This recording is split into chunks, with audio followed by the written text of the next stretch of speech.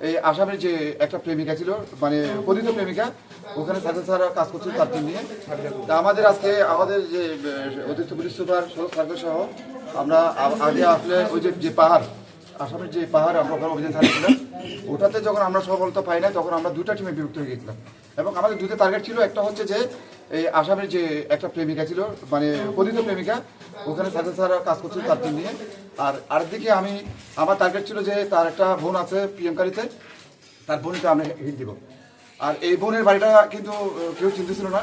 আমরা সুকৌশলে আগে তার বোনের জামাইকে আমরা গ্রেপ্তার করলাম এবং অনেক সময় লেগেছে, এখানে আমাদের টিম কাজ করেছে। পরে আবার তার বোনের জামাইকে অ্যারেস্ট করার পরে আমরা বোনের জামাই দেখানোর মতো আমরা ওখানে অভিযান পরিচালনা করলাম। সমুদ্রের গর্জনে ভিন্ন স্বাদের সামুদ্রিক খাবারের ভরপুর আয়োজন উপভোগ করতে আজই চলে আসুন প্যাসিফিক বিচ লাউঞ্জ ক্যাফে কক্সবাজারে। এবং এখানে আমাদের ঊর্ধ্বতন কর্তৃপক্ষের নির্দেশে এবং আমাদের যে সার্কেল স্যারের নির্দেশ ছিল, আমরা ওনাদের যে নির্দেশনায় পরামর্শে এবং আমরা এই সফল অভিযানটা শেষ করতে পেরেছি। আমরা সবসময় শুধু তথ্য প্রযুক্তি না, আমরা আমাদের তথ্য প্রযুক্তি বা লোকাল সোর্স যারা থাকে তাদের মাধ্যমে আমরা সব জায়গা থেকেই আমরা তথ্য নেই। তথ্য নিয়ে আমরা সব কিছু মিলেই আসলে কাজ করি।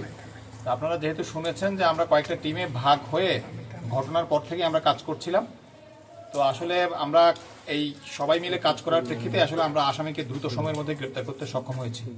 তো আমরা আমাদের সর্বোচ্চ নিরাপত্তা দিব অবশ্যই। এখানে যেহেতু মন্ত্রী মহোদয় আসতেছেন, ওনার নিরাপত্তা বা এটা যেহেতু ওনার এলাকা, আমরা আমাদের সর্বোচ্চ নিরাপত্তা ওনার জন্য সেই ব্যবস্থা থাকবে।